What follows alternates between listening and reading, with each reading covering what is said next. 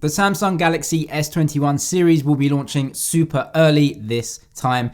We actually have Galaxy S21 leaks, Galaxy S21 Ultra leaks, and even now some benchmarks of the Snapdragon 875 and the Exynos 2100, the brand new 5nm chipsets that will be going into these phones.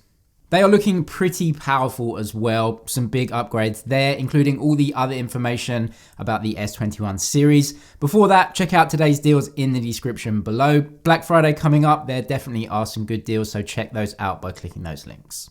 So after the rumors of early production of the S21 series, we actually get some supply chain information and confirmation that the S21 series is coming early and the parts are already being produced. This is from Win Future as well, telling us that production has started and Samsung are ramping up the production of all of the Galaxy S21 phones. We know there will be 3, the S21, the Plus, and the Ultra. We actually don't need to guess when the products are coming though. We have launch date information and specific dates. This is from John Prosser, also Ross Young, a couple of other sources, all really centering in on one date. January the 14th, this is going to be the online launch event and you'll see a lot of reviews and unboxings around that time as well.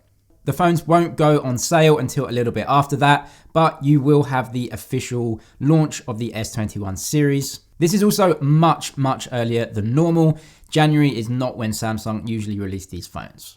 We've already seen the S21 series will have some design changes. Both the S21 and S21 Plus will feature flat displays this time around. That's different from the very slightly curved displays that we got in the S20. Flat displays are cheaper for Samsung to produce, but do not expect any price reductions. The best we can hope for is the prices staying the same. Not only do we have these leaks from OnLeaks and also Picto showing the design changes, but as the S21 family is releasing earlier next year, we also have case makers already coming out with their new designs, and we can see for sure that the camera bump and camera array on the S21 series is changing in design. The camera design for me is definitely the biggest external change on the S21 if you discount the flat displays on the S21 and S21 Plus. The S21 Ultra apparently keeping a very slight curve on those edges. Both the S21 and S21 Plus will carry triple camera systems, main, ultra wide, 3x zoom, very similar to what we get on the S20 series for their counterparts. The Galaxy S21 Ultra is apparently getting a penta camera system, 5 camera units on that phone.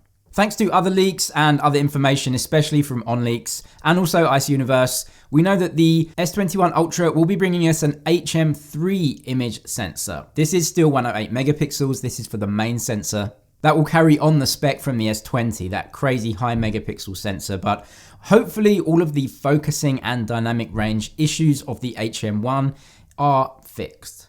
There will be an ultra wide, a 3x zoom, and a 5x zoom. The 5th camera is a laser autofocus according to Ice Universe.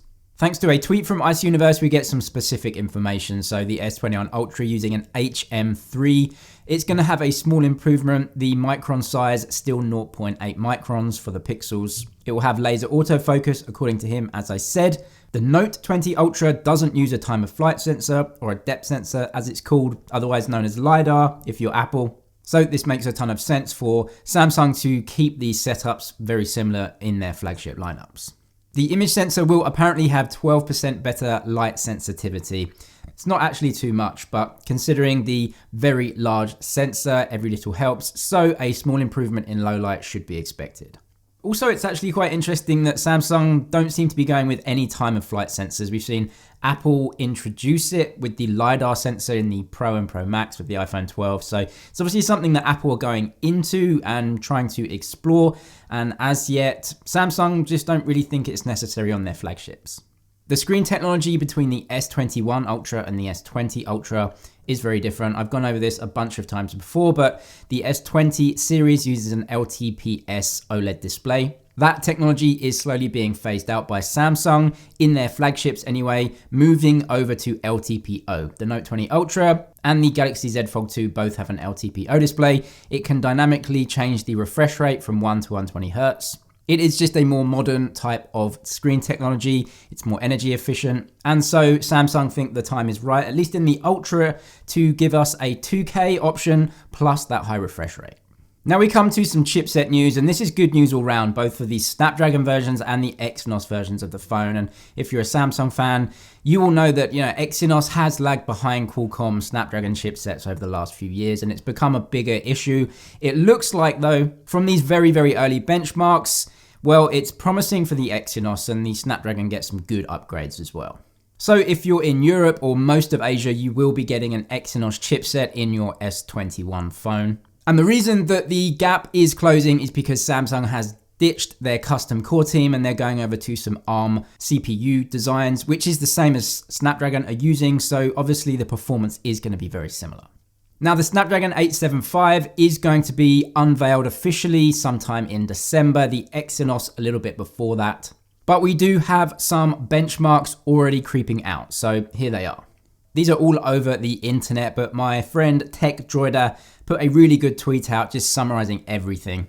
As we can see here, the Snapdragon 875 in a Xiaomi Mi 11. Now, the Snapdragon 865 single core of 1105, multi 3,500, comparing very favorably to the A14 Bionic as is found in the iPhone series.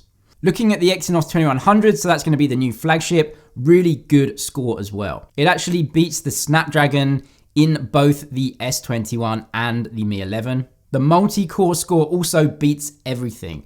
Super exciting for that Exynos chipset. It looks really powerful. These are very early Geekbench results, so it must be taken with a pinch of salt, pre-release software and all of that, but very exciting. That Exynos looks really great. Also, the Snapdragon just looks super powerful as well. Also in Samsung news though, it looks like Samsung are going to be producing way more chipsets. So we've got Xiaomi, Oppo and Vivo possibly switching out some of their Snapdragon variants and moving over to the Exynos chipsets from Samsung. But last year, Qualcomm chipsets were just outrageously expensive. They had no competition. It looks like Samsung and Exynos are readying their competition for next year. And because of a better price and obviously better performance coming, it looks like Xiaomi, Oppo and Vivo at least are thinking that it will be better for them and consumers to go over to Exynos for at least some versions of their phones. And the ultimate winner would be the consumer, because we would hopefully get comparatively good power from the chipsets, and hopefully more competition equals a lower price for you and me. So when it comes to the Galaxy S21 series, we're looking at some small design changes, mostly the camera. The key specs are all there though. 120Hz LTPO displays, triple cameras on the lower two, a penta camera system on the S21 Ultra. Just sticking with black and silver for now, and as time goes on, maybe some extra colors will come out. We know that BTS version did pretty well last year, so I'm assuming Samsung are going to be making some newer versions in the S21 series as well, because a lot of people obviously want to go for that one. That is your Samsung news though. Check out those links in the description for today's deals and some Black Friday deals coming up. Thank you for watching. Thumbs up if you liked it, and I'll see you in the next one.